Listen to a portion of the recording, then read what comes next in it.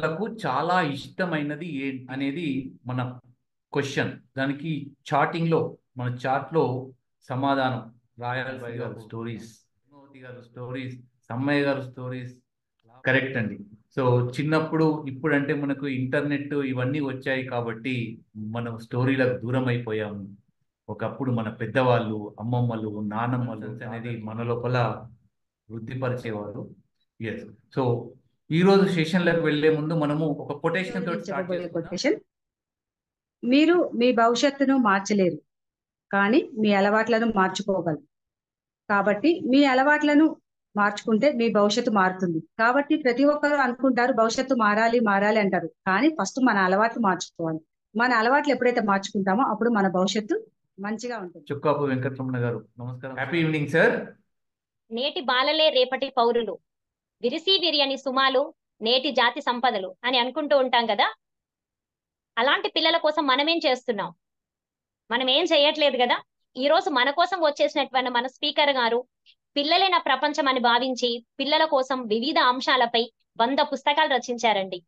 అంతేకాకుండా 100 నిమిషాల్లో 100 కథలు చెప్పి వరల్డ్ రికార్డ్ సృష్టించారు.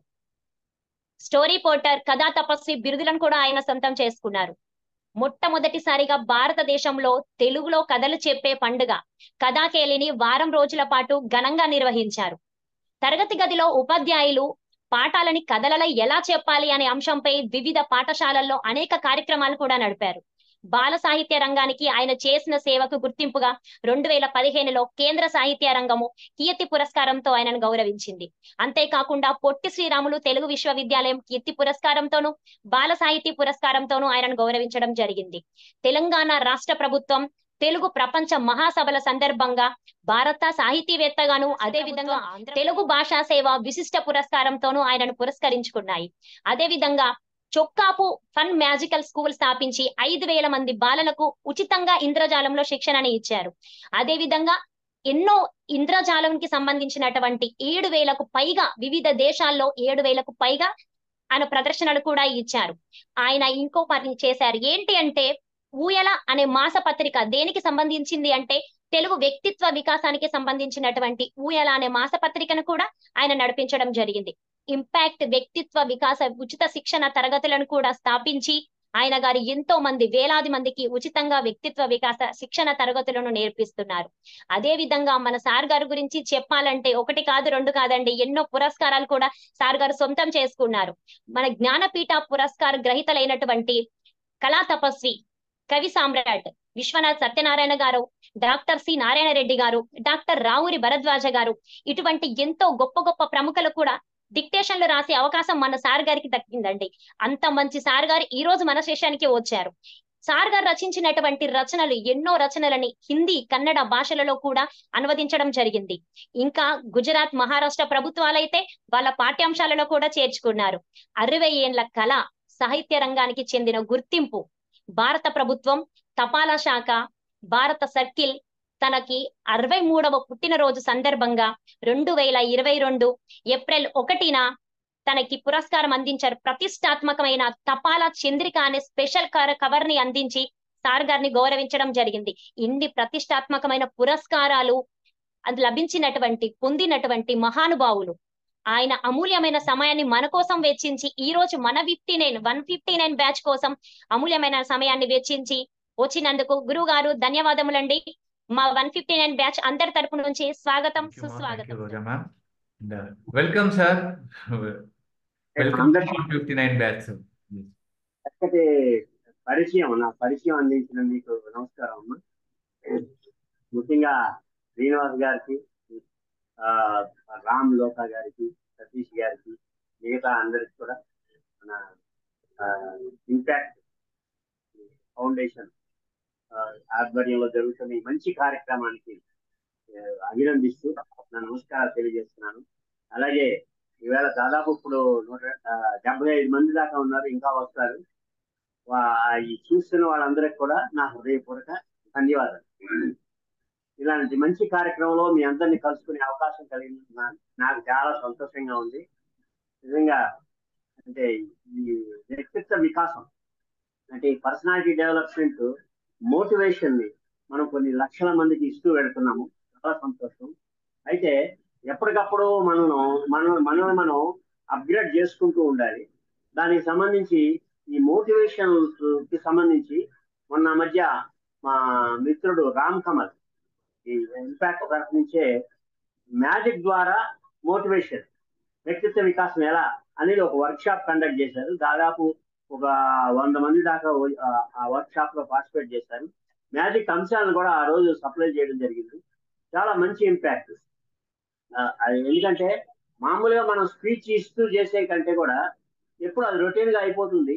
దానికి కొంచెం యాడింగ్ అట్రాక్షన్ లాగా ఏదైనా యాడ్ చేస్తే చాలా ఎఫెక్టివ్ గా ఉంటుంది. వాళ్ళ మనసులోని నాటుకుపోతుంది మనం చెప్పే విషయాలు. అందుకని మ్యాజిక్ ద్వారా వ్యక్తిత్వ వికాసం అనే అంశం మనం మొన్న మధ్య చూసాము. చాలా మంది పార్టిసిపేట్ చేశారు. చాలా మంచి నాకు ఫోన్లు కూడా వస్తున్నాయి. గురువు గారు చాలా చక్కటి రెస్పాన్స్ వస్తుంది, మేము ఇంప్లిమెంట్ చేశారు. చాలా సంతోషం. మనకు కావాల్సింది ఎప్పటికప్పుడు మనం అప్గ్రేడ్ అయ్యి కొత్త విషయాలని ఎదుటి వాళ్ళకి చెప్పేందుకు మనం ప్రయత్నం చేయాల్సిన అవసరం ఉంది. అలాగే ఈరోజు కథల ద్వారా వ్యక్తిత్వ వికాసం చాలా మంది చెప్తున్నారు. అయితే దాని మీద ప్రత్యేకమైన కృషి చేసిన నేను నా అనుభవాలను మీతో పంచుకుంటాను.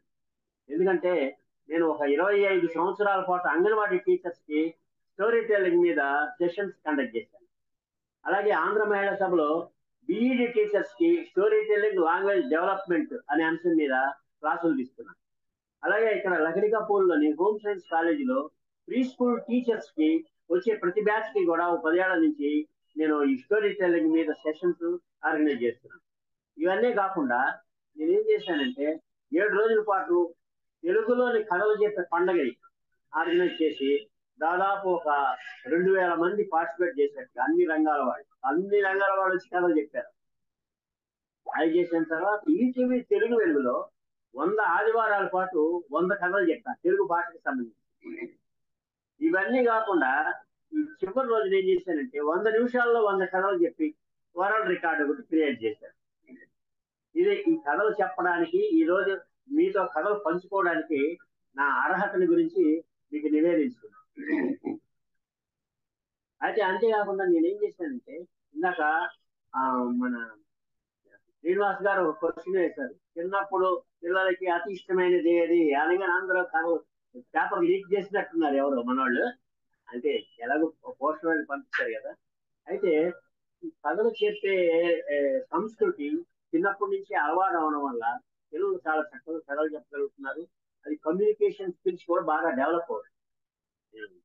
దీనికి నేనేం చేశానంటే పాఠాలని కథలలాగా చెబితే బాగా అర్థమవుతాయి అనే ఉద్దేశంతో class room story telling for teachers అని దాదాపు తెలంగాణలో ఉండే అన్ని జిల్లాల్లోనూ కూడా వర్క్ షాప్స్ కండక్ట్ చేశారు. టీచర్స్ చాలా మంచి రెస్పాన్స్ వచ్చింది. మళ్ళీ రేపు ఈ అకాడమిక్ ఇయర్ లో కూడా చాలా మంది అడుగుతున్నారు స్కూల్స్ వాళ్ళు. అది కూడా త్వరలోనే చేయబోతున్నారు. అయితే ఈ కథలు చెప్పుకోవడం అనేది సరదాగా ఉంటుంది, హుషారుగా ఉంటుంది, ఆనందంగా ఆహ్లాదంగా ఉంటుంది.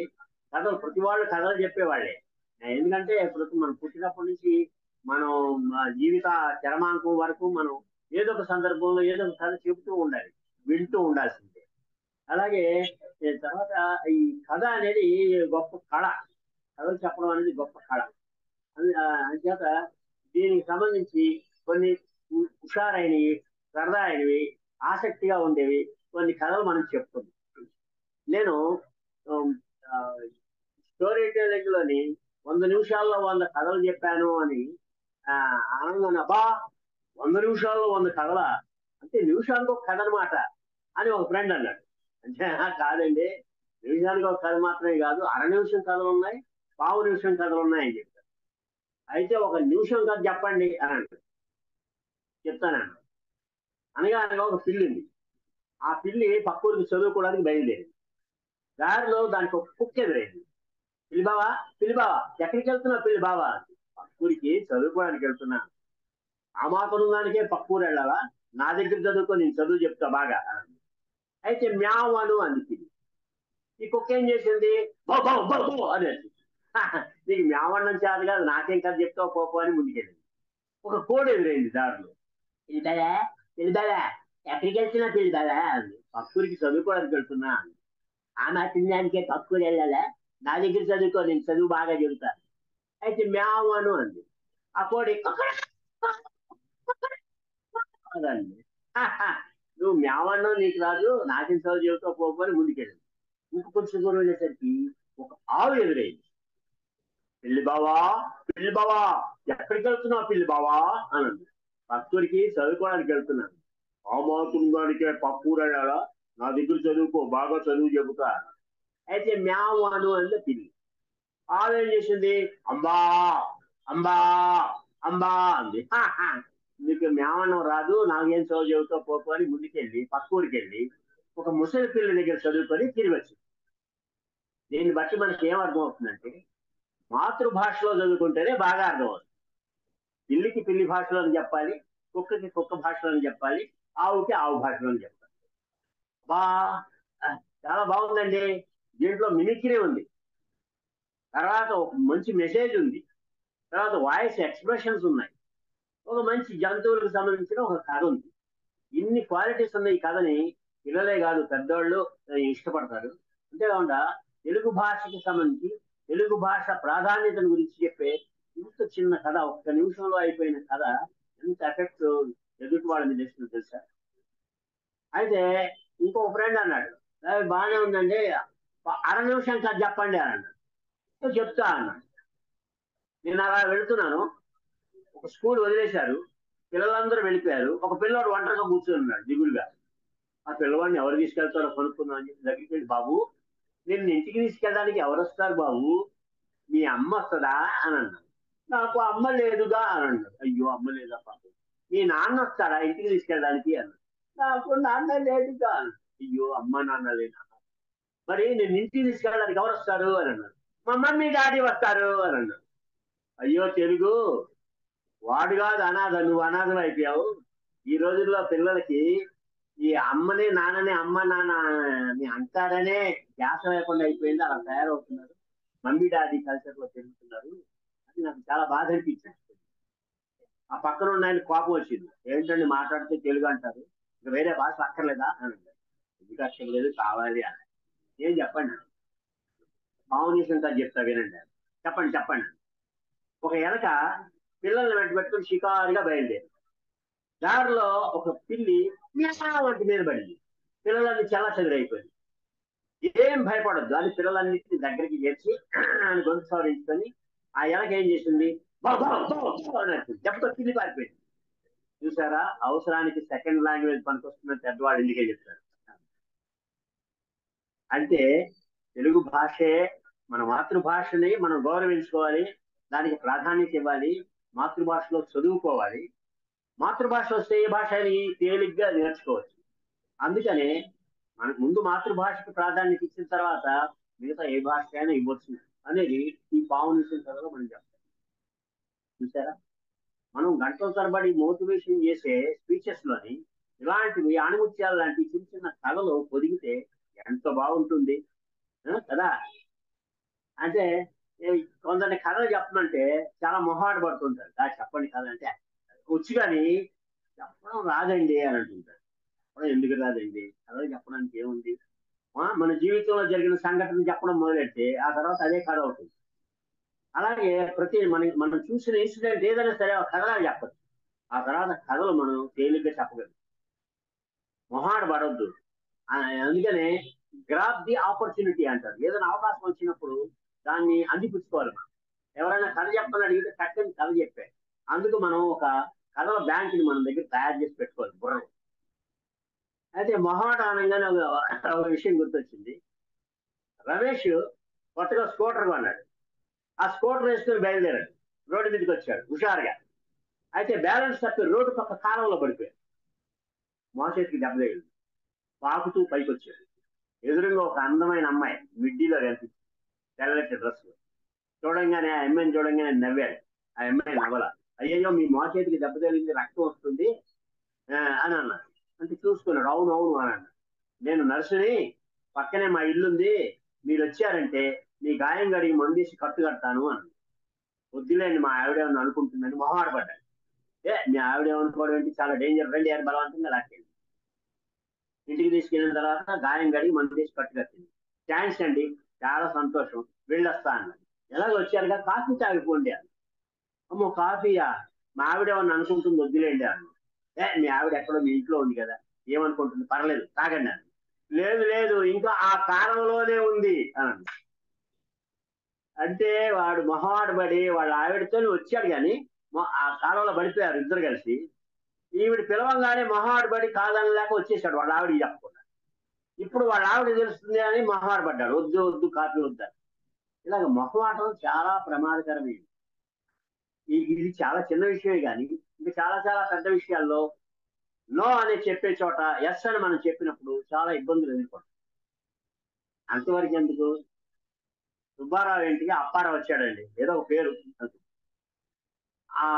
వచ్చి తలుపు తట్టాడు, సుబ్బారావు తలుపు తెచ్చాడు. లోపలికి రా అని అప్పారావు అని లోపలికి ఇచ్చాడు సుబ్బారావు. అప్పారావు లోపలికి వచ్చాడు, అతనితో పాటు ఒక కుక్క పిల్ల కూడా లోపలికి.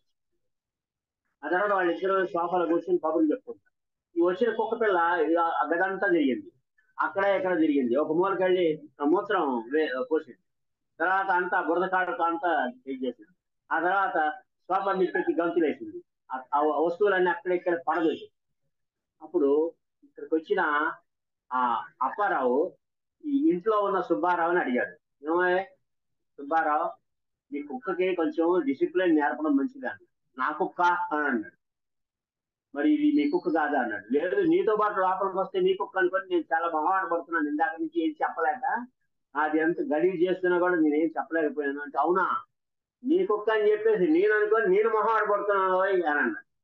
అట్లాగా ఒక్కొక్క ఇన్సిడెంట్ వాడి వల్ల జరిగిందని వీడి వల్ల జరిగిందని వాడు బయటపడక మొహమాటంతో చాలా ఇబ్బందులు పడుతుంది. అలాగా మొహమాటం చాలా డేంజర్ సుమా. ఈ మొహమాటం గురించి మనం ఏదైనా ఒక మోటివేషన్, దాని గురించి ఒక గంట మోటివేషన్ స్పీచ్ ఇచ్చేటప్పుడు ఇలాంటి చిన్న కథలు మధ్యలో తగిలించాం అనుకోండి, సూపర్ గా ఉంటాయి కదా. అయితే దీనికి సంబంధించి నేను ఈ ఆత్మ సౌందర్యం బాహ్య సౌందర్యం సంబంధించి ఒక చిన్న కథ చెప్తాను. చెప్పిన తర్వాత అసలు సబ్జెక్టులోకి వెళ్దాం. ఆండాళ్ళకి 50 ఏళ్ళు, ఆవిడ చాలా హుషారుగా ఉంటుంది. ఒకసారి హార్ట్ అటాక్ వచ్చి ఆసుపత్రిలో జాయిన్ అయింది. ఆపరేషన్ మొదలెట్టారు. చావుకు దగ్గరగా వెళ్ళింది. దేవుడు కనిపించాడు. దేవుడా అప్పుడే నాకు 100 ఏళ్ళు నిండాయా అన్నాడు. అంటే అద్దెంటే లేదు ఆండాళ్ళు, నీకు ఇంకా 30 ఏళ్ళు ఆయుష్ ఉంది అన్నాడు దేవుడు. ఆపరేషన్ సక్సెస్ అయింది, లేచి కూర్చుంది. దేవుడు చెప్పిన విషయం గుర్తొచ్చి ఎగిరి కనిపించింది. వెంటనే పక్కనున్న బ్యూటీ పార్లర్కి వెళ్ళి ఫేస్ లిఫ్టింగ్ చేయించుకుంది, హెయిర్ డై చేయించుకుంది. అలాగే ఆ పక్కనున్న రెడీమేడ్ షాప్కి వెళ్ళి మంచి డ్రెస్ కొనుక్కొని అవి వేసుకొని అద్దంలో చూసి అబ్బా ఎంత ముద్దు వస్తున్నాను అని ముద్దు పెట్టుకొని బయటకు వచ్చి రోడ్డు దాటుతుంటే లారీ గుద్ది కట్టింది. మళ్ళీ దేవుడి దగ్గరికి వెళ్ళి, ఏంటి దేవుడా 30 ఏళ్ళ ఆయుష్ ఉందన్నావు కదా, అప్పుడే చంపేశానేంటి అని అన్నాడు. ఓసి నీ మేకప్పు తగలయ్యా, నిన్ను గుర్తుపట్టలేదు సుమి అని నాది కలుసుకున్నాడు దేవుడు. ఇట్లాగా ఒక్కోసారి ఆత్మ సౌందర్యం కంటే బాహ్య సౌందర్యం చాలా ఇబ్బందుల్లో పడేస్తుంది అనే విషయాన్ని మనం ఈ చిన్న కథ ద్వారా మనం చెప్పుకోవచ్చు. ప్రతి కథకి మనకి ఒక మిరపకాయలాగా ఒక మంచి నషాలం కంటే పొసమేర్పు ఉండాలి. ఉన్నప్పుడు అది పంచి పేలినప్పుడు ఎదుటి వాళ్ళు ఎంజాయ్ చేస్తారు. ఆ పంచి వల్ల ఆ కథ వాళ్ళ బుర్రలో బాగా నాటుకుపోతుంది. దీనికి సంబంధించి నేను ఒక అబ్రివేషన్ చెప్తూ ఉంటాను. స్టోరీ టెల్లింగ్ అని అబ్రివేషన్ అంటే ఎప్రానిమ్ అంటారు. STORY story, TELLING telling. ఇది స్టోరీ చెప్పే వాళ్ళకి చాలా ఇది ఒక డిక్షనరీ లాగా, ఒక వేద మంత్రం లాగా వాళ్ళకి పనికొస్తుంది, ఒక శ్లోకం లాగా పనికొస్తుంది. ఎస్ అంటే సబ్జెక్ట్, మనం తీసుకునే సబ్జెక్టు మనం చెప్పే సిచ్యుయేషన్ దగ్గరగా ఉండాలి, దానికి అనుకూలంగా ఉండాలి సబ్జెక్ట్. టీ అంటే టైం లిమిట్. ఇంతకుముందు మన శ్రీనివాస్ గారు చెప్పారు, చిన్నప్పుడు పిల్లలకి కథలంటే ఇష్టం కదా అని క్వశ్చన్ వేశారు. అది చిన్నప్పుడు రోజుల తరబడి కథలు చెప్పేవాడు తాతయ్యల అమ్మమ్మ. ఇప్పుడు ఆ ఛాన్స్ లేదండి. అసలు కథలు చెప్పే అమ్మమ్మలు తాతయ్యలు పిల్లల్లో లేరు, ఇప్పుడు ఓల్డేజ్ హోమ్లో ఉంటున్నారు. అమ్మా నాన్న ఉరుకులు పరుగులతో ఉన్నారు, వాళ్ళు ఉద్యోగ బాధ్యతలతో.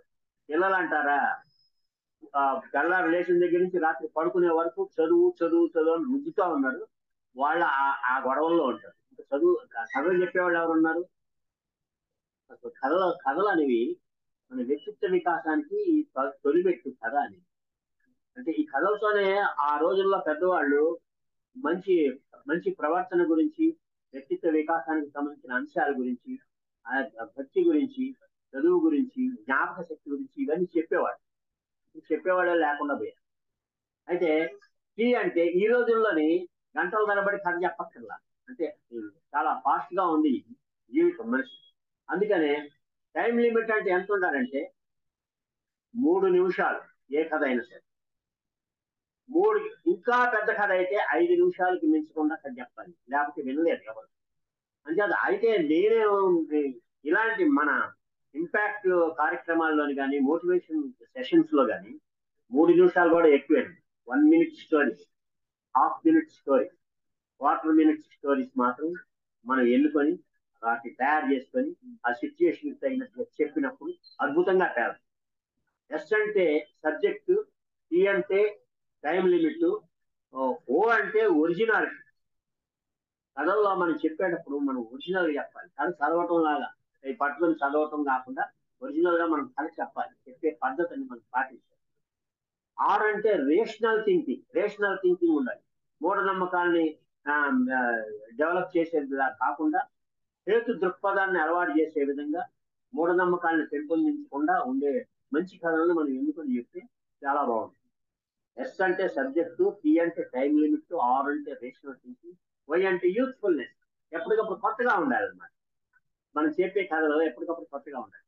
ఈవేళ ఎక్కడ నేను చెప్పిన ఈ కథని మళ్ళీ ఇంకో చోట నేను చెప్పేటప్పుడు అసలు చెప్పే పద్ధతి కూడా మారిపోతుంది, చెప్పే స్టైల్ కూడా మారిపోతుంది. అలాగే అదే కథని వేరే చోట చెప్పినా, మళ్ళీ అదే ఆడియన్స్ ముందు చెప్పినా కూడా మనం మ్యాజిక్ లో లాగా, మ్యాజిక్ లో సేమ్ ఆడియన్స్ ముందు సేమ్ ఐటమ్ ని 3 సార్లు ప్రదర్శిస్తే వాళ్ళు పట్టేసుకుంటారు. అలాగే సేమ్ ఆడియన్స్ ముందు సేమ్ ఐటమ్స్ ని మనం ప్రదర్శించకూడదని ఒక రూల్. అలాగే ఈ కథ కూడా యూత్ఫుల్ గా ఉండాలి. స్టోరీ అయిపోయిందండి. టెల్లింగ్. టీ అంటే టాక్ట్ఫుల్నెస్ ఉండాలి. మనం కథ చెప్పేటప్పుడు టాక్ట్ఫుల్ గా చెప్పాలి, ఆసక్తికరంగా ఉండేట్టు చెప్పే టాక్టిక్స్ ఉండాలి. ఈ అంటే ఎంటర్టైన్మెంట్ ఉండాలి. కథలో ఎంటర్టైన్మెంట్, వినోదభరితంగా ఉండాలి. ఎల్ అంటే లాంగ్వేజ్ డెవలప్మెంట్.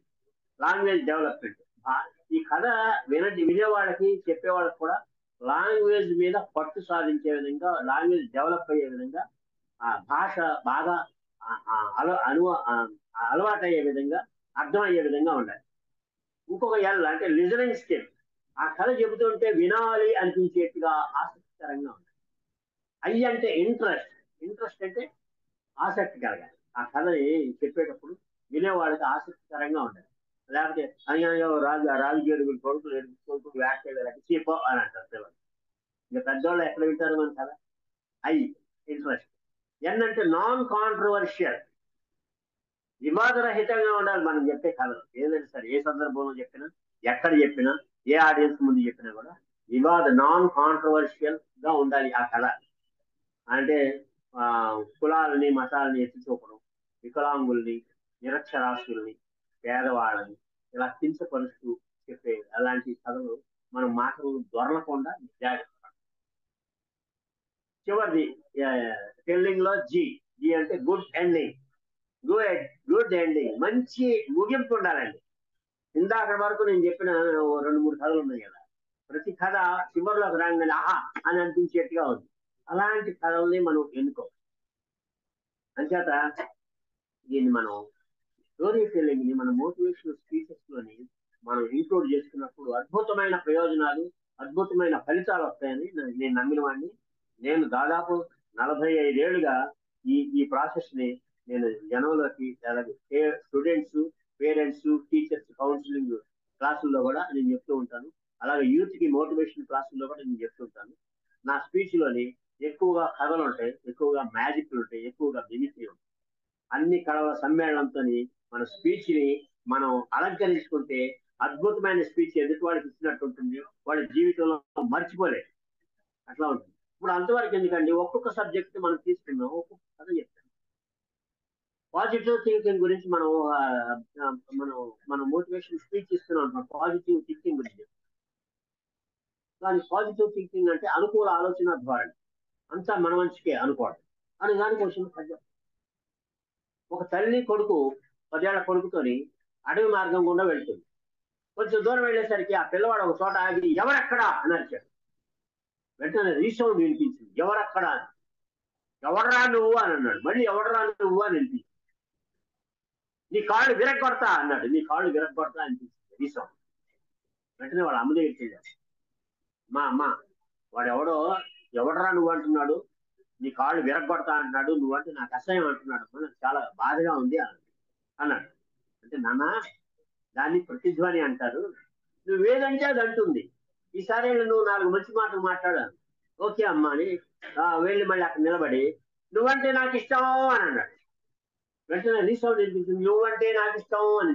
చాలా ఆనందం కలిగింది ఆ కుర్రాడికి. నీతో స్నేహం చేస్తా అని అన్నాడు. నీతో స్నేహం చేస్తా అని చెప్పి చాలా హ్యాపీ అండి. వెంటనే వాడు అందరికి ఇచ్చి అమ్మ వాడికి మీరంటే ఇష్టం అంటమ్మా, నాతో స్నేహం చేస్తాడంటమ్మా, చాలా ఆనందంగా ఉందమ్మా, నాకు సంతోషంగా ఉంది. అంతేనా ప్రతిజ్ఞానం ఏంటండి, మనం ఎదుటివాడిని ఏమంటే వాడు అది అంటాడు. మనం ఏరా అంటే ఏరా అంటాడు, ఏమండి అంటే ఏమండి అంటాడు. ఈ దేశానికి మనం మంచి చేస్తే ఈ దేశం మనకి మంచి చేస్తుంది. ఈ సమాజానికి మనం మంచి చేస్తే ఈ సమాజానికి మనం మంచి చేస్తాం. అలాగే ఈ ప్రకృతికి మనం మంచి చేస్తే ఈ ప్రకృతి మనకి మంచి చేస్తుంది. అంతే. అంచేత మనం పాజిటివ్ గా స్పందించినప్పుడు ఎదుటి వాళ్ళు కూడా మన పట్ల పాజిటివ్ గా స్పందిస్తారు. ఈ విషయం గుర్తుపెట్టుకోవాలి. పాజిటివ్ థింకింగ్ కి పాజిటివ్నెస్ కి అంటే గొప్ప కథ ఉంటుంది. అది అనమాట కథల్లో ఉండే గొప్పదని. ఒక చిన్న కథ ద్వారా పాజిటివ్ థింకింగ్ గురించి గొప్ప మెసేజ్ ఇచ్చినట్టు. అంటే పాజిటివ్ థింకింగ్ కాదు, పాజిటివ్ యాటిట్యూడ్ గురించి ఒక చిన్న కథ చెప్పి, చాలా చాలా సింపుల్ కథ. పాజిటివ్ థింకింగ్ మాత్రమే కాకుండా పాజిటివ్ యాటిట్యూడ్ మన బిహేవియర్ లో కానీ మన బాడీ లాంగ్వేజ్ లో కానీ పాజిటివ్నెస్ లేకపోతే ఎదుటి వాళ్ళు మనల్ని అభిమానించరు, మనకి దగ్గరికి రాదు. దానికి సంబంధించి ఒక చిన్న ఎగ్జాంపుల్ చెప్పి, ఒక సూపర్ మార్కెట్ ఉంది. సూపర్ మార్కెట్ లో 2 కౌంటర్స్ ఉన్నాయి, ఇటు పక్క కౌంటర్ ఇటు పక్క కౌంటర్. ఒక పక్క కౌంటర్ లో నల్లగా పొట్టిగా ఉన్న ఒక అమ్మాయి ఉంది, తెలుసు కాదు. ఇంకో కౌంటర్ లో ఎర్రగా బుర్రగా పొడుగ్గా ఐశ్వర్యాలాగా అందంగా ఉండే ఒక అమ్మాయి. జనరల్ ఏం జరుగుద్ది, అందంగా ఉండే అమ్మాయి కౌంటర్కే ఎక్కువ మంది కస్టమర్స్ వచ్చి సరుకులు కొని పెట్టుకోండి. నేను మాత్రం మా ఆవిడ ఏమండి 2 రిమ్ సబ్బులు తీసుకురండి అని చెప్తే నేను ముందు ఐశ్వర్యరాయ్ కౌంటర్కే వెళ్తాను. వెళ్ళి మేడం ఒక రిమ్ సబ్బు ఇస్తారా అని అడుగుతాడు. అంటే ఇచ్చేస్తుంది. అది తీసుకుని అలాగా 4 అడుగులు వేసి, ఓ సారీ మేడం మా ఆవిడ 2 సబ్బులు తెమ్మండి, ఇంకోటి ఇవ్వండి అని అంటాను. ఇంకోసారి మాట్లాడినట్టు అలా చేస్తాను నేనైతే. అంటే జనరల్ గా అందమైన అమ్మాయి కౌంటర్ లోకి ఎక్కువ మంది కస్టమర్స్ వచ్చి సరుకులు కొంటారు. కానీ ఇక్కడ ఏం జరుగుతుందంటే ఈ నల్లగా పొట్టిగా ఉన్న అమ్మాయి కౌంటర్ లో ఎక్కువ బిజినెస్ జరుగుతుంది, చాలా మంది కస్టమర్స్ సరుకులు కొంటారు. ఈ అమ్మాయి కౌంటర్ లో తక్కువ సరుకులు కొనిపెడతారు. ఆ ప్రొపరైటర్ కి సందేహం వచ్చి, అమ్మా ఈ ఎర్రగా బుర్రగా ఉండే అమ్మాయికి వచ్చిన వాళ్ళని సరిగ్గా రిసీవ్ చేసుకోవడం అర్థం కాదనుకుంటాను, నువ్వైతే పొలైట్ గా రిసీవ్ చేసుకుంటావు, అందుకని నీ కౌంటర్ లో ఎక్కువ మంది కస్టమర్స్ వస్తున్నారు కదా అని. లేదండి ఆవిడ కూడా చాలా చక్కగా పొలైట్ గా మాట్లాడుతుంది, అందరిని చక్కగా రిసీవ్ చేసుకుంటుంది అని చెప్పి. మరి ఏమిటి నీ కౌంటర్ లో ఎక్కువ బిజినెస్ అవ్వడానికి కారణం ఏంటంటే దానికి వచ్చిన పాయింట్ ఉందండి, చెప్పు అంట. ఎవరైనా కస్టమరు నా కౌంటర్ దగ్గరికి వచ్చి కిలో బెల్లం అని అడిగారు అనుకోండి, నేను 1/2 కిలో బెల్లం ముక్క త్రాసులో వేస్తాను. అయ్యో సరిపోలేదని ఇంకో ముక్క కట్ చేసి మళ్ళీ వేస్తాను. అలాగే 4 సార్లు 4 ముక్కలు వేస్తాను. కరెక్ట్ గా కిలో బెల్లం చూడంగానే పొట్లం కట్టి వాళ్ళకి ఇస్తాను. వాళ్ళు చాలా హ్యాపీగా 4 ముక్కలు ఎక్కువ వేసానని తృప్తితో వెళ్ళిపోతారు. అయితే ఆవిడ కౌంటర్ దగ్గరికి వస్తే కిలో బెల్లం ఇవ్వండి అన్నారు అనుకోండి, 1.5 బెల్లం ముక్క దాంట్లో వేసేస్తుంది. అరే ఎక్కువైందని ఒక ముక్క తీసేస్తుంది. అలాగే 4 సార్లు 4 ముక్కలు తీసేస్తుంది. సరిగ్గా కిలో బెల్లం సూచిస్తుంది. కానీ ఈవిడ కౌంటర్ దగ్గరికి వెళ్తే 4 ముక్కలు తక్కువ చూస్తుందనే ఫీలింగ్ వాళ్ళు బాడీ లాంగ్వేజ్ ద్వారా, ఆ బిహేవియర్ ద్వారా, ఆ యాటిట్యూడ్ ద్వారా అలాంటి అభిప్రాయం కలుగుతుంది. అలాగా ఇది దృష్టిలో పెట్టుకొని మనం పాజిటివ్ థింకింగ్ మాత్రమే కాకుండా పాజిటివ్ యాటిట్యూడ్ ని మనం జీవితంలో ఇంప్లిమెంట్ చేస్తే ప్రతి వాళ్ళు మనల్ని అభిమానిస్తారు, ఆదరిస్తారు, ప్రేమిస్తారు. ఎందుకంటే ఏం కావచ్చు చూసారా కథ కథ యొక్క గొప్పదనం, కథ ఎంత ఇంపాక్ట్ వేస్తుందో ఇప్పుడు మీకు అర్థమై ఉంటుంది. మీకు అందరికీ తెలుసు అనుకోండి, నేను పక్కనే చెప్పక్కర్లేదు. మీకు తెలిసిన విషయాలనే ఇంకో కొత్త కోణం నుంచి చెప్తున్నాను అంతే. అయితే పాజిటివ్ థింకింగ్ గురించి మాట్లాడు. కమ్యూనికేషన్ స్కిల్స్ సంగతి ఏంటండి అని అనుకుంది. Communication, verbal communication, non verbal communication ఉన్నాయి కదా. వెర్బల్ కమ్యూనికేషన్స్ చిన్న కథ చెప్తానండి, చీమ కథ. అంటే వెర్బల్ కమ్యూనికేషన్ లో స్పష్టత ఉండాలి, భాష తెలియాలి. అంటే ఆ క్లారిటీ లేకపోతే ఎదుటి వాడికి అర్థం కాదు. నీ పేరేంటి అని అంటే నా పేరు అంటే కుదరదు. స్పష్టంగా నా పేరు చొక్కాపు వెంకటరమణ అని చెప్పాలి. నా పేరు అంటే ఆ క్లారిటీ లేకపోతే ఎదుటి వాళ్ళకి ఏం అర్థం. అందుకని దానికి ఒక చీమ కథ. అరే ఈ కథ కమ్యూనికేషన్ స్కిల్స్ సంబంధించిందా అని అనుకుంటారు. మీకు తెలిసిన కథ. ఒకసారి చీమకి సందేహం వచ్చింది. ఏమని? పాము గరిస్తే మనిషి చచ్చిపోతున్నాడు, అందుకని పాము అంటే భయం. తేలు కొడితే మనిషికి బాధ కలుగుతుంది, అందుకని తేలంటే భయం. చీమ కొడితే ఆఫ్టర్ చీమ అని పట్టించుకోవట్లేదు. అది ఎలా కుదురుతుంది? నేనంటే కూడా భయపడాలి మనిషి అని బ్రహ్మదేవుడి గురించి బ్రహ్మాండమైన తపస్సు చేసింది. ఆ తపస్సుకి తట్టుకోలేక బ్రహ్మదేవుడు 4 తలకాయలతో సహా ప్రత్యక్షమయ్యాడు. ఆ బ్రహ్మను చూసిన ఎగ్జైట్మెంట్ లోని చీమ ఆ బ్రహ్మచ్చిండు బ్రహ్మచ్చిండు బ్రహ్మచ్చిండు అని ఆనందపడింది. ఆ ఎగ్జైట్మెంట్ లోని అది అడగాల్సిన విషయాన్ని మాట తడబడి ఒకటి అడగబోయి ఇంకోలాగా మాట్లాడు. దాని ఆలోచన ఏంటి? నేను మనిషిని పుట్టగానే మనిషి చావాలి అని అడగాలి. కానీ ఇదేం చేసింది? బ్రహ్మను చూడగానే స్వామి అది బ్రహ్మ ఏమన్నాడు? చీమా ఏమీ నీ కోరిక అన్నాడు. స్వామి నేను మనిషిని పుట్టంగానే చావాలి స్వామి అని. తదాస్తు అని బ్రహ్మమాయం అయిపోయాడు 4 తరగతి. ఇంకా అటు ఇటు చూసింది చీమ. ఒక మనిషి వెళ్తున్నాడు, వస్తున్నాడు, బకరా వస్తున్నాడు అనుకుంది. దగ్గరికి రానిచ్చి కాలం ఎక్కి మెల్లగా చేతి మీదకి వచ్చింది. చేతి మీదకి వచ్చిన తర్వాత ఈయన్ని కొడతాను ఇప్పుడు గిల్ గిల్ గిల్ గిల్ గిల్ కొట్టుకొని చచ్చిపోతాడు అందుకే పట్టని కొట్టింది. టప్పని ఇలా కొట్టేసి ఇలా నలిపేసి పడేసి నేను మనిషిని పుట్టంగానే చావాలండి, చచ్చిపోయింది. అంటే ఇది అడిగేది ఆ మాటల్లోని క్లారిటీ లేకపోవడం వల్ల ఇలాంటి ఇబ్బంది ఎదురైంది. అదేంటి సంగతి. కమ్యూనికేషన్ స్కిల్స్ లో, వెర్బల్ కమ్యూనికేషన్ లో క్లారిటీ లేకపోతే చాలా ప్రమాదాలు, ప్రాణాలు పోయే పరిస్థితులు కూడా వస్తాయని ఈ చిన్న చీమ కథ మనకి చెప్తుంది. అంతవరకే ఎందుకండి అసలు మనం ఇదే ఎందుకు, అప్పటి వరకు ఎందుకు? హ్యూమన్ రిలేషన్స్ ఉంది కదా, హ్యూమన్ రిలేషన్స్ లో బోల్డ్ కథ చెప్తుంది. మనం హ్యూమన్ రిలేషన్స్ మనం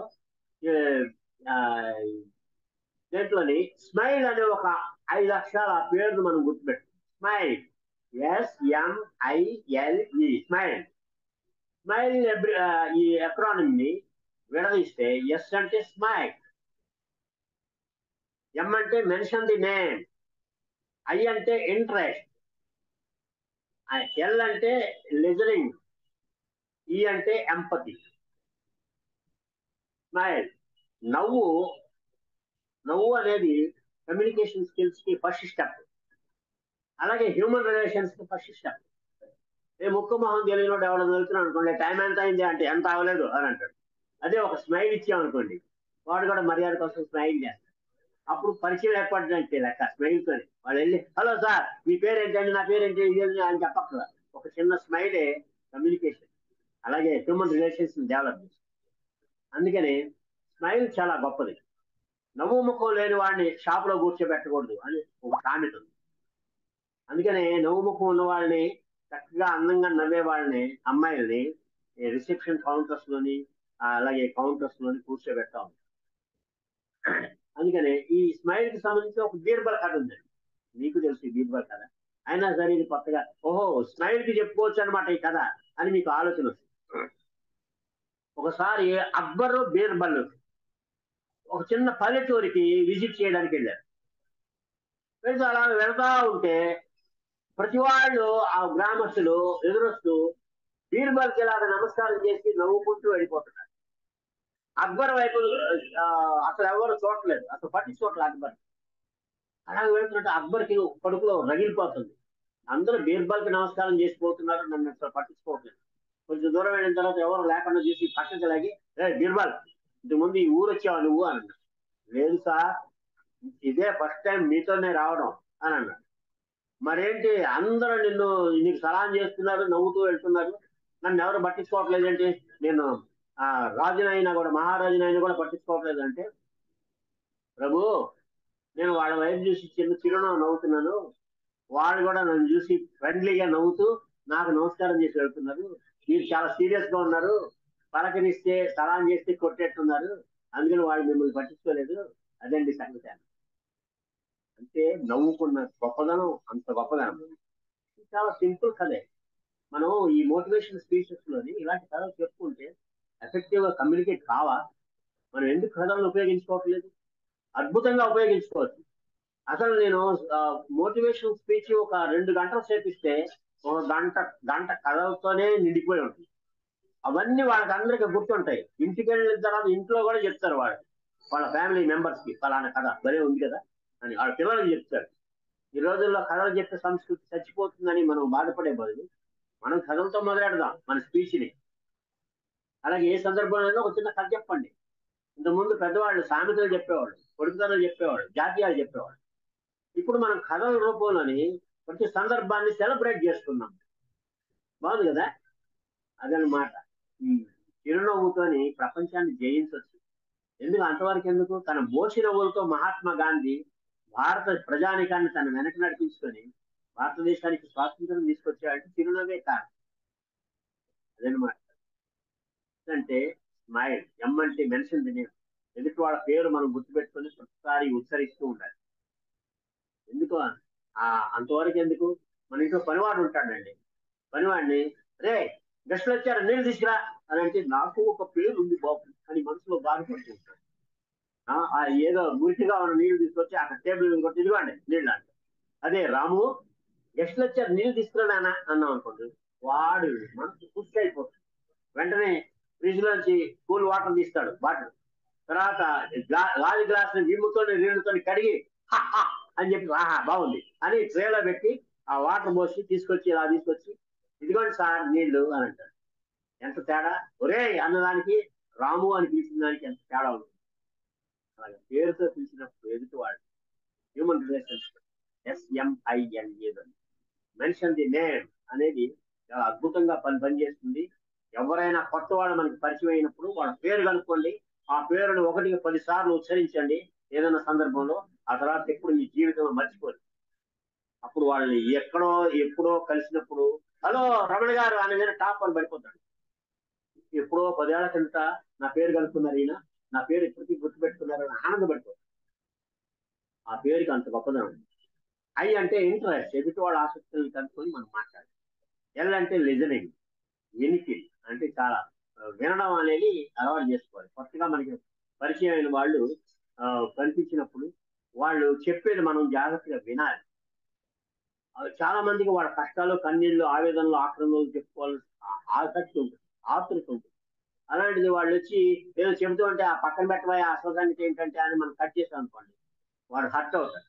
అలా కాకుండా అతని ఇబ్బందిని మనం గుర్తుపెట్టుకొని ఒక 5 నిమిషాల పాటు ఓపికగా వాడు చెప్పేది మనకి బోరు కొట్టినా సరే అట్లాగా అలాంటి సిచ్యుయేషన్ లో మనం ఏం చేశారు, మరే స్టెప్ తీసుకున్నారే, ఓ అబ్బా అని వాళ్ళని ఎంకరేజ్ చేస్తూ మనం మాట్లాడాం అనుకోండి, వాడు 5 నిమిషాలు వాడి మాటలు మనం విన్నామంటే జీవితాంతం వాడు మన మాట. ఇది సీక్రెట్ లిజనింగ్ లోనే ఉండే గొప్ప. ఎల్ అంటే స్మైల్ లోని ఎల్ లిజనింగ్. ఈ అంటే ఎంపతి. సింపతి తెలుసు మనకి. ఎంపతి అంటే సహానుభూతి, ఎదుటి వాళ్ళ కోణం నుంచి మనం ఆలోచన. దీనికి సంబంధించి మీకు అందరికీ తెలిసిన చిన్న కథ ఉంది. ఒక పిల్లవాడు ఒక కుక్క పిల్లని కొనుక్కుందాం అని కుక్కలు అమ్మే చోటు. అక్కడ రకరకాల కుక్కలు ఉన్నాయి. అక్కడ ఎర్రటి కుక్కలు ఉన్నాయి, నల్లటి కుక్కలు ఉన్నాయి, మచ్చల కుక్కలు ఉన్నాయి, తెల్లటి కుక్కలు ఉన్నాయి. ఒక చోట 4 కుక్క పిల్లలు ఉన్నాయి, తెల్లగా మల్లెపూల మెరిసిపోయి. ఒక కుక్క పడుకొని ఉంది, ఒక కుక్క అటు ఇటు పరిగెడుతుంది, ఒకటేమో జంపు చేస్తుంది, ఒకటేమో దొరుకుతుంది. ఏమంటే ఆ పరిగెడుతుంది ఆ కుక్క ఎంతండి అని అంటే 100 అని. మరి అది దొరుకుతుంది అదంతండి అన్నాడు 100 అన్నాడు.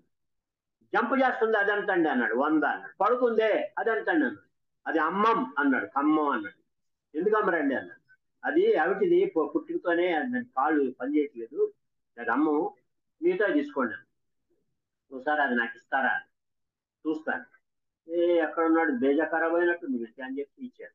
ఇస్తే పట్టుకొని చూస్తే ఆ కాలు ఇలా వేలాడుతుంటే ఆ కాళ్ళు పట్టుకుని ముద్దు పెట్టుకున్నాడు. ఆ కుక్క కుయ్ కుయ్ కుయ్ అంటూ మమ్మీ నేను వెళ్తాం.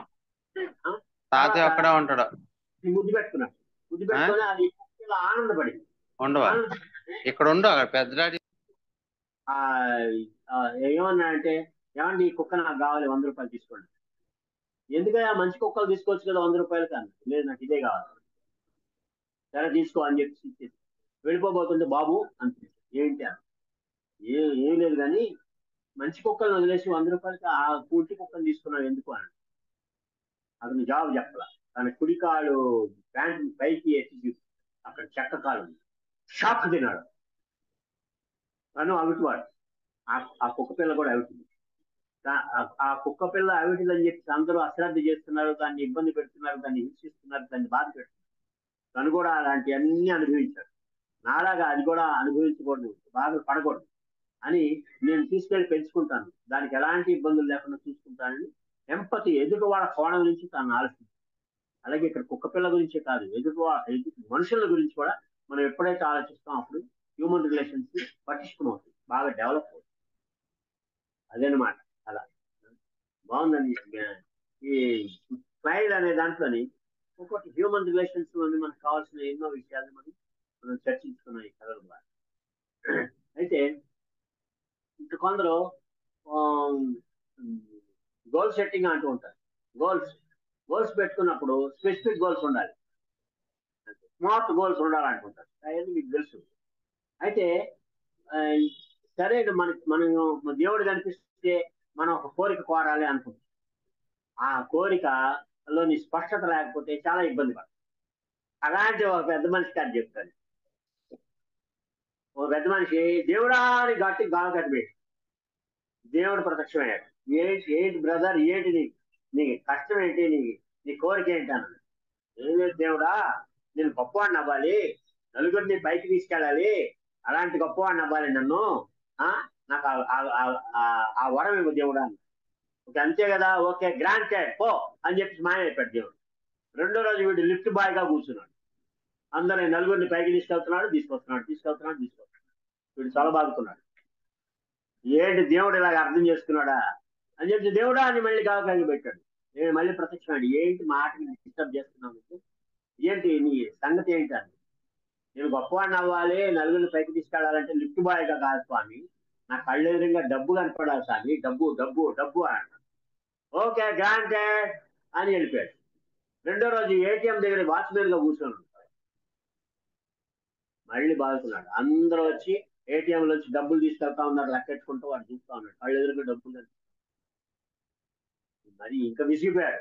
ఏంటి ఇది, దేవుడికి ఏం అర్థం కావట్లేదు, దేవుడా అని మళ్ళీ గావకాన్ని పెట్టాడు. దేవుడు వచ్చాడు. ఏంటి ఏం బాబు, ఏంటి మాటకి నన్ను సతాయిస్తున్నావు, మాటకి ఈసారి లాస్ట్ టైం ఫైనల్, ఇంకా నన్ను ఏం అడగతా, ఏంటి చెప్పు నీకు కళ అని. కళ్ళ ముందు డబ్బులు కనపడాలి అంటే ఏటీఎంలోని వాళ్ళు తీసుకెళ్తుంటే నేను వాచ్మెన్ కూర్చొని చూడడం కాదు స్వామి, నేను టేబుల్ దగ్గర హుందాగా కూర్చోవాలి, నా టేబుల్ మీదకే డబ్బులు రావాలి అని అన్నాడు. ఓకే ఇంక నన్ను గెలవక గ్రాంటెడ్ అని వెళ్ళిపోయాడు. రెండో రోజు సులభ్ కాంప్లెక్స్ దగ్గర వీడు టేబుల్ దగ్గర కూర్చున్నాడు. ప్రతివాడు వచ్చి అక్కడ 5 రూపాయలు వేసి వెళ్తున్నాడు, వస్తున్నాడు, 5 రూపాయలు వేస్తున్నాడు, వస్తున్నాడు, చాలా బాగుతున్నాడు. మొదటి కోరికే కరెక్ట్ అయిన కోరిక కోరితే ఇన్ని కష్టాలు ఉండేవి కాదు కదా. అంటే వాడి జీవితంలోని స్పష్టత, తనకేం కావాలో తెలియకపోవడం, ఆ స్పష్టత లేకపోవడం వల్ల చాలా మంది ఎటు వెళ్లాలో తెలియని పరిస్థితిలో ఉన్నారు. వాళ్ళ గమ్యం ఏంటో నిర్ణయించుకోలేక ఇష్టం వచ్చిన దిశగా వెళ్తున్నారు. జీవితంలో అనేక వైఫల్యాలను ఎదుర్కొస్తున్నారు, ఫెయిల్యూర్స్ ఎదుర్కొస్తున్నారు. ఇవి చెప్పడానికి ఈ మంచి గోల్ సెట్టింగ్ కి సంబంధించి కదా ఎందుకు ఉపయోగపడదు అంతవరకు ఎందుకండి, ఇలాంటి దేవుడి కాదే అవుతుంది. ఓ పెద్ద మనిషి దేవుడి దగ్గరికి వచ్చాడు. గుడి దగ్గరికి వచ్చి దేవుడా నేను చాలా ఆర్థిక ఇబ్బందుల్లో ఉన్నాను, చాలా ఆర్థిక ఇబ్బందులు. వారం రోజుల్లోగా నాకు 10 లక్షల రూపాయలు కావాలి. మా అమ్మ దీర్ఘవ్యాధితో బాధపడుతుంది, ఆపరేషన్ చేయించాలి, 2 లక్షలు కావాలి. మా తమ్ముడికి ఉద్యోగం వేయించాలి, 3 లక్షలు కావాలి. మా చెల్లికి పెళ్లి చేయాలి, 5 లక్షలు కావాలి. అంటే వారం రోజుల్లోగా ఈ 10 లక్షలు నాకు లేకపోతే నేను ఆత్మహత్య చేసుకోవాలి. అందుకని నాకు వారం రోజుల్లోగా లాటరీలో 10 లక్షలు తగినట్టుగా నువ్వు వరం నీదే బాధ్యత అని చెప్పేసి ఈ వారం రోజులు టైం ఇస్తున్నా అని చెప్పేసి వార్నింగ్ ఇచ్చి వెళ్ళిపోయాడు. వారం అయింది, వారం 2 రోజులు అయింది, ఆయన 10 లక్షల లాటరీలో రాదు. మళ్ళీ వచ్చాడు. ఏమి స్వామి నన్ను అసలు పట్టించుకుని అసలు నువ్వు ఉన్నావా లేదా, ఉన్నావా అసలు ఉన్నావా అని పాట పాడాడు. పాడి ఇంకా లక్కీగా 2 రోజులు వెసులుబాటు వచ్చింది, నీకు ఇంకో 2 రోజులు టైం ఇస్తున్నాను, నాకు ఈ 2 రోజుల్లో లాటరీలో 10 లక్షలు నాకు రాకపోయినాయా ఇక్కడికి వచ్చి తల బాదుకొని చచ్చిపోతా అని వెళ్ళిపోయాడు. 2 రోజులు అయింది, 3 రోజులు అయింది, లాటరీలో 10 లక్షలు రాలా. మళ్ళీ వచ్చాడు, వచ్చి తల బాదుకుంటున్నాడు. అప్పుడు దేవుడు ప్రత్యక్షమయ్యాడు. ఏంటి భర్త ఏం చేస్తున్నావు అని. తల బాదుకుంటున్నాను అని అన్నాడు. ఎందుకు అని అన్నాడు. వారం రోజులు టైం ఇచ్చాను నీకు, నన్ను పట్టించుకోలేదు. తర్వాత 2 రోజులు టైం ఇచ్చాను, అయినా పట్టించుకోలేదు. నాకు లాటరీలో 10 లక్షలు రావాలి 2 రోజులు అన్నాను, రాలేదు, అందుకే తల బాదుకుంటున్నాను. ఒరే దౌర్భాగ్యుడా, ముందు లాటరీ టికెట్ కొనరా అన్నాడు.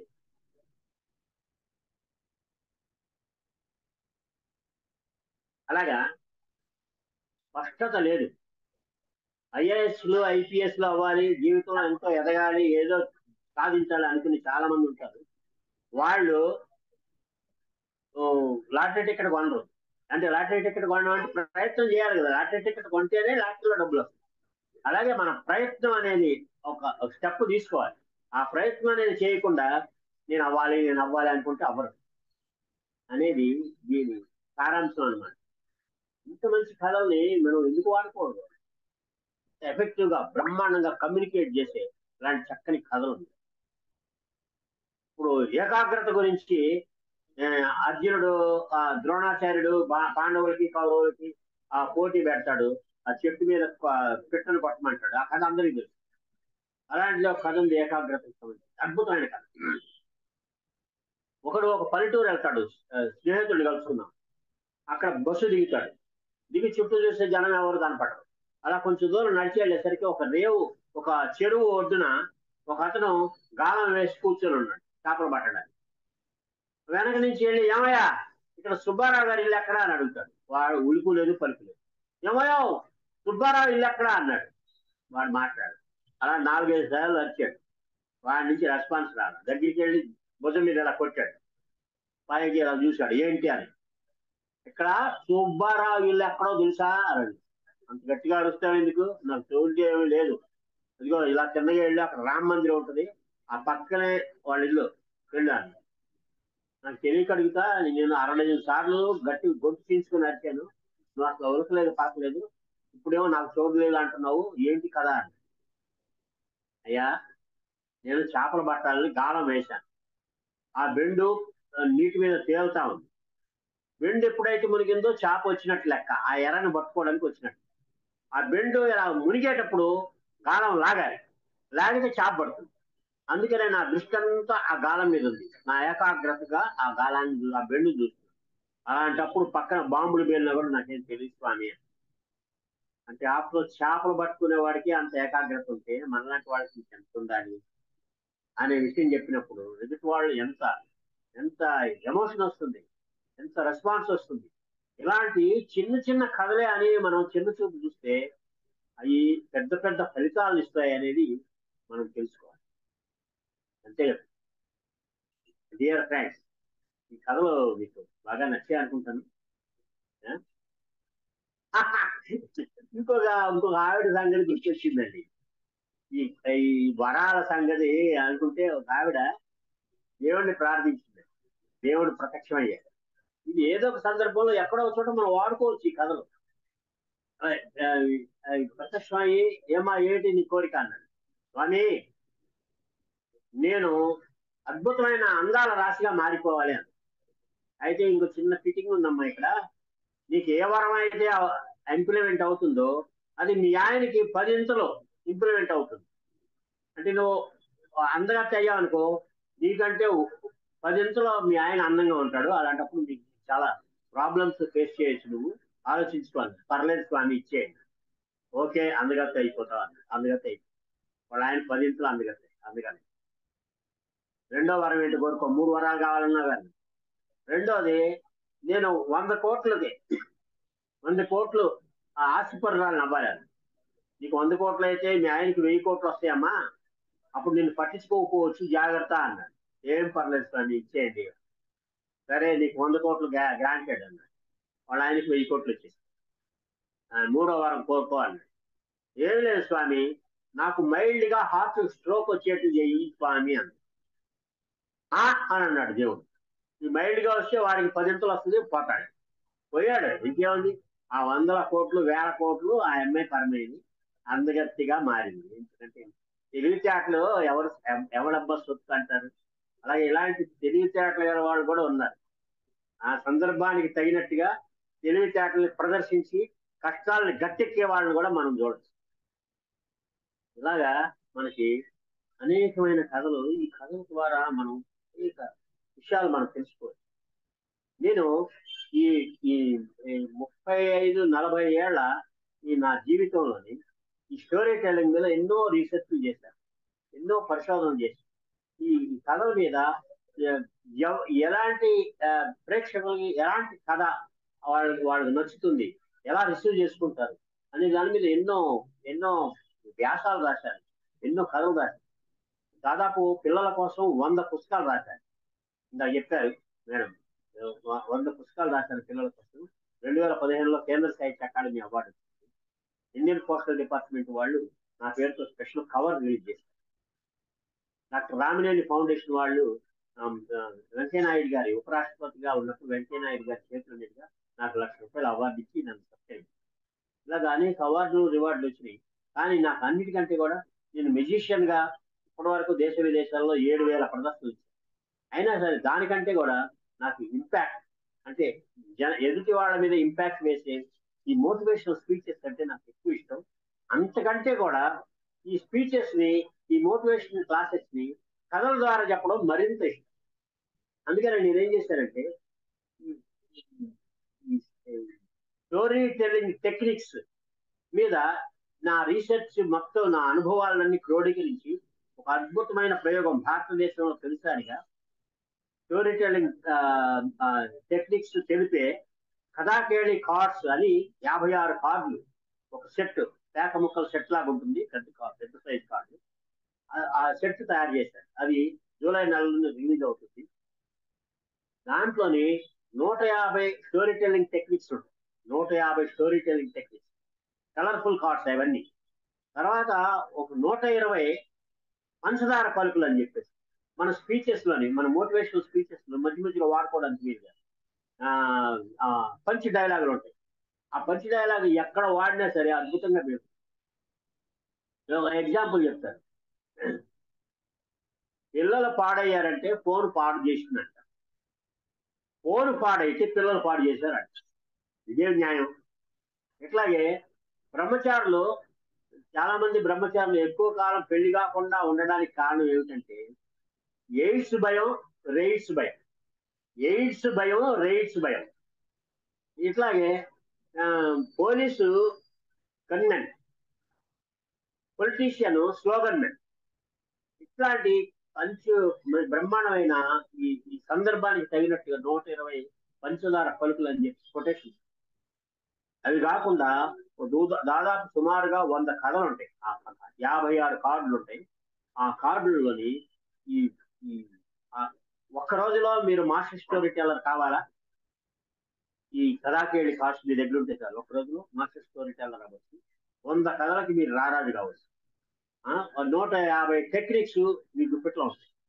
120 పంచదార పలుకులు మీ బుర్రలో ఉంటాయి అని అది తయారు చేశారు.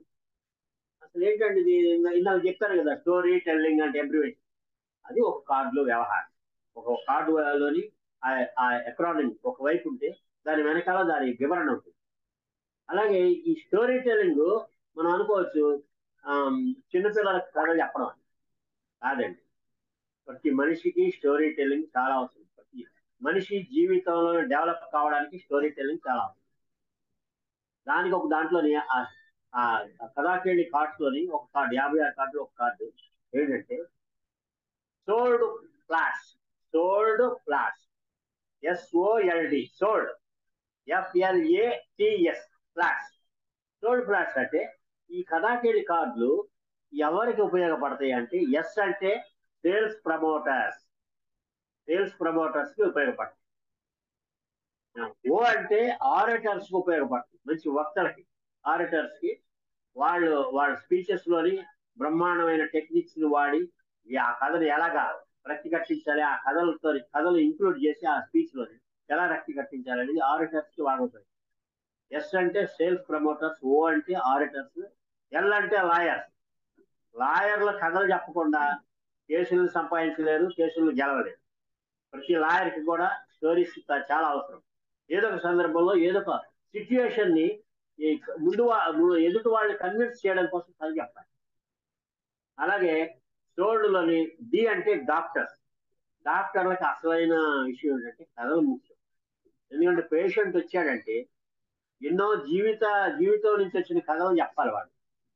వాళ్ళకి మోటివేషన్ చేయాలి. ఒక మంచి కథ చెప్పి మోటివేట్ చేసి వాళ్ళకి ఆత్మవిశ్వాసం కలిగిస్తేనే 50% వాడికి జబ్బు తగ్గిపోతుంది. ఆ తర్వాత వీడిచ్చే మాత్రం పని. అంచేత డాక్టర్లు చెప్పే కథలు ప్రపంచంలో ఎవ్వరూ చెప్పలేదు. అలాంటి మంచి కథలు వాళ్ళ దగ్గర ఉండాలి. మెడికల్ కిట్లని వాళ్ళకి డాక్టర్ కథలు ఉన్నాయి. సోల్డ్, ఎస్ అంటే సోల్స్ ప్రమోటర్స్, ఓ అంటే ఆరిటర్స్, ఎల్ అంటే లాయర్స్, డి అంటే డాక్టర్. ఫ్లాష్, ఎఫ్ అంటే ఫిలిం రైటర్స్. ఫిలిం రైటర్స్ కూడా ఈ కథలు అవసరం చాలా. ఎల్ అంటే లీడర్స్, నాయకులు. వాళ్ళు మరి ఎలక్షన్లు వచ్చినాయి అంటే వాళ్ళు చెప్పిన కథలు ఇంకెవరు చెప్పలేరు. ఎల్ అంటే లీడర్స్. ఏ అంటే యాంకర్స్. టీవీ యాంకర్స్ అవ్వచ్చు, స్టేజ్ మీద యాంకర్స్ కావచ్చు, దేనికైనా సరే ఏ కార్యక్రమానికి యాంకర్స్ మధ్య మధ్యలో చెడుకులు లాంటివి ఇలాంటి చిన్న చిన్న కథలతోని ఎంటర్టైన్ చేస్తే వాళ్ళు చెప్పే విషయం పర్ఫెక్ట్. యాంకర్స్. ప్లాన్. టీ అంటే టీచర్స్. ఇంకా చెప్పాను class room story telling for teachers. Teachers కి ఇంకా ఎక్కువ అవసరం. వాళ్ళు కథల్ని పాఠాలని కథల్లాగా చెప్తే బాగా అర్థం. ఎస్ అంటే స్టోరీ టెల్లర్స్, స్టోరీ రైటర్స్. వీళ్ళందరికి కూడా అందుకని సోల్డ్ ఫ్లాట్స్ అంటే జీవితంలోని ప్రతి రంగం వాళ్ళకి కూడా ఈ కథలు అవసరం అనేది మనం తెలుసుకోవాలి. బాగుంది కదండి. ఇలాంటి ఈ ఈ ఈ కథాకేళి కార్డ్స్ అని అది నేను దాదాపు 2 ఏళ్ల పాటు రీసెర్చ్ చేసి అద్భుతంగా అది గొప్ప డిజైన్ చేసి తయారు చేశాను. అది జూలైలో వస్తున్నాయి. ఒకసారి మొన్న రామ్ కమల్ చెప్పినప్పుడు ఆ కార్డ్స్ చూపించాను. నేను మోడల్ కార్డ్స్ చూపిస్తే గురుగారు మా ఇంపాక్ట్ వాళ్ళకి ఈ స్టోరీ టెల్లింగ్ మీద వర్క్ షాప్ పెట్టారు. తప్పకుండా కార్డ్స్ వచ్చిన తర్వాత తప్పకుండా చేస్తాను అన్నాను. చాలా అద్భుతమైన 1 డే వర్క్ షాప్ ఉంటుంది. అది ఆ కార్డ్స్ చూపించి మీ దగ్గర ఉంటే ఒక్క రోజులో మీరు మాస్టర్ స్టోరీ టెల్లర్ కావచ్చు. అది మంచి కథలు ఉండేవి. దాంట్లో కథలు ఎక్కడ చూడాలండి, కథలు ఎక్కడ సంపాదించాలండి అని చాలా మంది అనుకుంటారు. ఎక్కడ సంపాదించాలి? ఆ కథాకేళి కార్డ్స్ లోని దాదాపు 100 కథలు ఉంటాయి. 80 నుంచి 100 కథలు ఉంటాయి. టెక్నిక్స్ ఎన్ని రకాల టెక్నిక్స్. వాయిస్ మాడ్యులేషన్ ఎలా చేయాలి, అలాగే ఆ ఆడియన్స్ ని కథలు చెప్పేటప్పుడు ఆడియన్స్ ని ఇన్వాల్వ్ ఎలా చేయాలి, ఇలాంటివన్నీ కూడా ఆ స్టోరీ టెల్లింగ్ టెక్నిక్స్ సంబంధించి ఆ కథాకేళి కార్డ్స్ ద్వారా మీరు చాలా మంచి బెనిఫిట్ పొందొచ్చు. తప్పకుండా మీరు ఆ వర్క్ షాప్ ని మీరు మన వాళ్ళతో రామ్ లోకా గాని, సతీష్ గాని, శ్రీనివాస్ గాని అనుకొని వాటిని మీరు ముందు దాన్ని ఇంప్లిమెంట్ చేయడానికి ఆ వర్క్ షాప్ చాలా రేర్ వర్క్ షాప్. దాంట్లో మీరు పాల్గొని తప్పకుండా మీరు అది మిస్ అయితే మీరు చాలా జీవితంలో చాలా మిస్ అవుతారు. దాని గురించి కూడా మీరు ఆలోచించండి. అంటే ఇది మార్కెటింగ్ కోసం కాదు చెప్పేది, కథల గొప్పదనం గురించి తెలియాలి, నలుగురికి తెలియాలని చెప్పడం. అంచేత ఈ సందర్భంలో ఒకసారి ఇంపాక్ట్ స్టార్ట్ చేసిన కొత్తలోని గంపా నాగేశ్వరరావు గారిని నన్ను చాలా మంది అడిగారు, ఏంటండి మీరు అన్ఎంప్లాయిడ్ యూత్ కి ఒక 500 స్టైఫండ్ ఇచ్చి బస్ పాస్ ఇచ్చి ట్రైనింగ్ తర్వాత వాళ్ళందరికీ ఉద్యోగం కల్పిస్తున్నారు, మీకు డబ్బులు ఎక్కువైనాయి అని అడిగినవాడు. లేదండి, మేము చేయాలనుకున్నాం, సేవ చేయాలనుకున్నాం, చేస్తున్నాం. మీరు అపాత్రదానం చేస్తున్నారు, ఎవరెవరికో చేస్తున్నారు, వాళ్ళకి ఏదో పర్సనల్ డెవలప్మెంట్ ట్రైనింగ్ ఇస్తున్నారు, డబ్బులు ఇస్తున్నారు, వాళ్ళు రేపు వచ్చి మీకు హెల్ప్ చేస్తారా అని. మేము రిటర్న్స్ ఆశించకుండా చేస్తున్నామండి, ఎప్పుడు రిటర్న్స్ వీళ్ళు మాకు హెల్ప్ చేయాలి అని ఎప్పుడు అనుకోలేదు మేము అని చెప్పాం. మరి ఎట్లాగా? ఏమి లేదు, మనం ఎప్పుడైతే రిటర్న్స్ ఆశించకుండా చేస్తామో అప్పుడు హ్యాపీగా ఉంటాం, చేసిన తృప్తి ఉంటుంది మనకి. ఎలా అంటారా, ఆ రిటర్న్స్ మాకు వస్తాయండి. ఎలాగంటారా, మాకు ఏదైనా సాయం అవసరం అయినప్పుడు వాళ్ళే వచ్చి చేయక్కర్లేదు, ముక్కు మహోదయులు వాళ్ళు ఎవరో వచ్చి మాకు సాయం చేయాలి. ఎలాగంటే మనం బ్యాంక్ అకౌంట్ లో డబ్బులు వేస్తాం, మన అకౌంట్ డబ్బులు ఆ అకౌంట్ లోకి వెళ్ళిపోతాయి. మళ్ళీ మనకి డబ్బులు అవసరం అయినప్పుడు డ్రా చేస్తాం. అప్పుడు ఆ డ్రా చేసినప్పుడు అయ్యే రూపాయలు రావు, అయ్యే నెంబర్స్ ఉన్న నోట్లు రావు. అలాగే అక్కడ రూపాయలు మారితే ఇక్కడ రూపాయలు మారుతాయి, అక్కడ నెంబర్లు మారుతాయి, ఇక్కడ మెంబర్లు మారుతాయి. అంతే, అంతకంటే ఏమీ లేదండి. అదే సిద్ధాంతాన్ని నమ్ముతూ ఇన్నేళ్ల జర్నీ చేశాము నేను, గంపా నాగేశ్వరరావు గారు ఇంపాక్ట్ ని ఒక ఒలింపిక్ జ్యోతి పట్టుకొని ఎలా తీసుకెళ్తారో అంతర్జాతీయ స్థాయికి తీసుకెళ్ళినందుకు చాలా ధన్యవాదాలు తెలియజేసుకుంటాను. నిజంగా కొన్ని లక్షల మంది బెనిఫిట్ పొందారు. అలాంటి అద్భుతమైన వ్యక్తిని నేను ఎప్పుడు చూడలేదు. ఆయన కూడా అన్నారు, ఈ కథాకేళి కార్డ్స్ అని మా ఇంపాక్ట్ వాళ్ళకి మంచి వర్క్ షాప్ చేయాలన్నారు. మళ్ళీ ఒకసారి ఆ కార్డ్స్ వచ్చిన తర్వాత ఆయన చూపించిన తర్వాత ఆయన రెస్పాన్స్. అదండి సంగతి. నిజంగా ఇదంతా అయిపోయింది. చివరిలో ఒక కథ చెప్పి ముగిస్తానండి. కురుక్షేత్ర యుద్ధం అయిపోయిందండి. కురుక్షేత్ర యుద్ధం కాదు, పద్మవ్యూహంలోని అభిమన్యుడు చచ్చిపోయాడు. అభిమన్యుడు చచ్చిపోతే అర్జునుడు బోర్ నడుస్తున్నాడు, మిగతా వాళ్ళని నడుస్తున్నాడు, అర్జునుడు మాత్రం గుండెలు బాగుతున్నాడు. అప్పుడు శ్రీకృష్ణుడు వచ్చాడు. శ్రీకృష్ణుడు వచ్చి చూసి అర్జునుడిని చూసి ఆ పక్కన కూర్చొని ఆడడం అని పక్కన వాళ్ళు అందరూ ఆశ్చర్యపోయారు. అర్జునుడు ఏడుస్తున్నాడంటే కొడుకు చచ్చిపోయాడని ఏడుస్తున్నాడు. కృష్ణుడు ఏంటి ఇంత జగన్నాటక సూత్రధారుడు, ఈయన ఏడవడం ఏంటి, ఎంత నిబ్బరంగా ఉండాలి అని చెప్పి కృష్ణ అని అన్నాడు. ఏంటి ఏంటి అని అన్నాడు. ఏంటి చెప్పండి అంటే ఎందుకు ఏడుస్తున్నాడు, అర్జునుడు ఏడుస్తున్నాడు అంటే అర్థం ఉంది కొడుకు చచ్చిపోయాడని, నువ్వెందుకు ఏడుస్తున్నావు అని.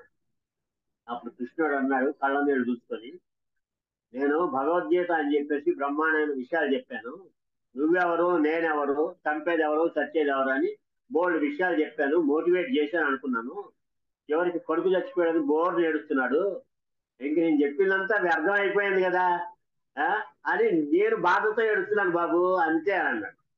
అలాగా నేను చెప్పిన కథలు చాలా అద్భుతమైన కథలు. ఇలాంటి కథలు నా బుర్రలోని 1000 ఉన్నాయి. ఏ సందర్భానికి తగిన కథను ఆ సందర్భంలో వదులుతూ ఉంటాను, బాణాలు వదిలినాయి. అవి మంత్రాలలాగా ఉంటాయి. మంత్ర అంటే ఎం అంటే మోటివేషన్, ఏ అంటే యాటిట్యూడ్, ఎన్ అంటే నాన్ కాంట్రవర్సీ ఇందాక చెప్పాను, టీ అంటే టైం లిమిట్, ఆర్ అంటే రేషనల్ థింకింగ్, ఏ అంటే యాక్టివేట్ చేయడం ఎదుటివాడు. ఇలాంటి మంత్రాల్ని మీరు ఈ కథల్ని గుళికల్లాగా, అమృత గుళికల్లాగా మీ స్పీచెస్ లో మీరు, ఎందుకంటే మీరు రకరకాల స్కూళ్ళకి వెళ్తారు, రకరకాల యూత్ ని మోటివేట్ చేయడానికి వెళ్తారు, తర్వాత మార్కెటింగ్ వాళ్ళకి మోటివేషన్ క్లాసులు తీసుకోవడానికి వెళ్తారు, సేల్స్ ప్రమోటర్స్ కి మోటివేట్ చేయడానికి వెళ్తారు, అనేక రంగాల వాళ్ళ కోసం మీరు మోటివేషన్ స్పీచెస్ ఇవ్వడానికి వెళ్తారు. ప్రతి రంగానికి వెళ్ళినప్పుడు దానికి సంబంధించిన కథలు మీ దగ్గర మీ అమ్ముల పొదిలో ఉండాలి. ఆ అమ్ముల పొది ఏంటంటే ఈ కథాకేళి కార్డ్స్. దాంట్లో ఒక 100 వరకు అన్ని రంగాలకు సంబంధించిన వాళ్ళ కథలు ఉంటాయి. అదేండి కథ. ఇలాంటి మంచి అవకాశం కల్పించినందుకు ముందు ఇంపాక్ట్ ని అద్భుతంగా ముందుకు తీసుకెళ్తున్న రథసారథి మా శ్రీకృష్ణ భగవానుడు గంపా నాగేశ్వరరావుకి, అలాగే ఈ రోజు ఈ కార్యక్రమాన్ని చక్కగా నిర్వహిస్తూ చిరునవ్వుతో చూస్తున్న శ్రీనివాస్ గారికి, అలాగే రామ్ లోక, అలాగే సతీష్, మిగతా పెద్దలందరికీ కూడా నా నమస్కారం. ఇందాక నన్ను నా గురించి పరిచయం చేసిన మేడంకి కూడా నమస్కారాలు. ఇప్పటి వరకు దాదాపు ఒక 78 దాదాపు 100 దాకా వింటున్నారు చాలా మంది. నేను చెప్పిన కథల్ని వాళ్ళు గుర్తుపెట్టుకొని మోటివేట్ అయ్యి వాటిని మీ స్పీచెస్ లో ఉపయోగించుకొని మంచి ఫలితాలు పొందాలని నేను మనసారా కోరుకుంటున్నాను. నమస్కారం. నేను ఎప్పుడైనా కథ అనగానే చొక్కా వెంకటరమణ అని గుర్తొచ్చి చాలు, అంతకంటే నా జీవితానికి సార్థకత ఉంది. నమస్తే. నమస్తే. అద్భుతమైన సెక్షన్ సార్, అద్భుతమైన సెక్షన్. మరి ఇన్ని కథల ద్వారా మాకు మీరు ఇది తెలియజేశారనమాట. మరి మీకు మేము రుణపడి ఉంటాము. మరి మా ఇంపాక్ట్ తరపున మీకు ప్రత్యేక వందనాలు తెలియజేస్తాం సార్. Thank you. మ్యాజిక్ చేయరా అని అడిగారు. మీరు పర్మిషన్ ఇస్తే, శ్రీనివాస్ గారు పర్మిషన్ ఇస్తే ఒక చిన్న క్వార్టర్ మినిట్ మ్యాజిక్ చేయాలి. తప్పకుండా సార్, తప్పకుండా. మా అదృష్టం.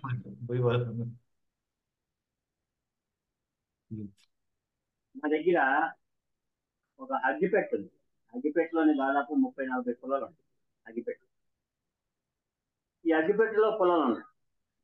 దీన్ని మనం నెగిటివ్ థింకింగ్ అంటే నెగిటివ్ ఆలోచనలకు సంబంధించిన ఈ మ్యాజిక్ అంట. ఈ నెగిటివ్ ఆలోచనలు మన బుర్రలో ఉన్నాయి. ఈ అగ్గిపెట్టు అనే బుర్రలోని నెగిటివ్ ఆలోచనలు ఉన్నాయి. ఆ నెగిటివ్ ఆలోచనలు అన్నిటినీ మనం ఇలాగ ఒక తిరిగి తప్పి ఈ నెగిటివ్ ఆలోచనలన్నీ తీసేస్తాం. ఈ అగ్గిపెట్టె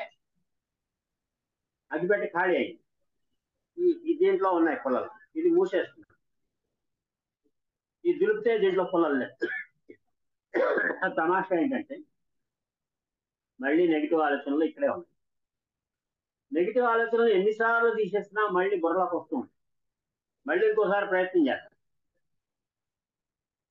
ఈ నెగిటివ్ ఆలోచనలన్నీ ఈ కర్చీఫ్లోకి తీసేసాను, ఈ మూసేస్తున్నాను. దీంట్లో పుల్లలు లేదు. మళ్ళీ ఇక్కడికి వచ్చి అంటే నెగిటివ్ ఆలోచనల్ని బుర్రలోకి రానివ్వద్దు అని నేను చెప్పట్లేదు. నెగిటివ్ ఆలోచనలకు ప్లేస్ లేకుండా మీ బుర్రని పాజిటివ్ ఆలోచనలతో నింపండి. అది రివర్స్ గేర్ అనమాట. మీ బుర్రని పాజిటివ్ ఆలోచనలతో నింపితే నెగిటివ్ ఆలోచనలకి స్థలం దొరక్క అవి వాటికి అవే వెళ్ళిపోతాయి. ఇదన్నమాట ఈ మ్యాజిక్ సీక్రెట్. అంతేనండి. Happy evening sir. చాలా వండర్ఫుల్ సెషన్. నిజంగా కథలు అంటే నాకు చాలా ఇష్టం. నేను చిన్న ఉన్నప్పటి సంది మాకు అప్పట్లో టీచర్లు చెప్పేవాళ్ళు. ఇప్పుడు కథలు మాయమైపోతుంటే మళ్ళీ ముందుకు సార్ ద్వారా కొంత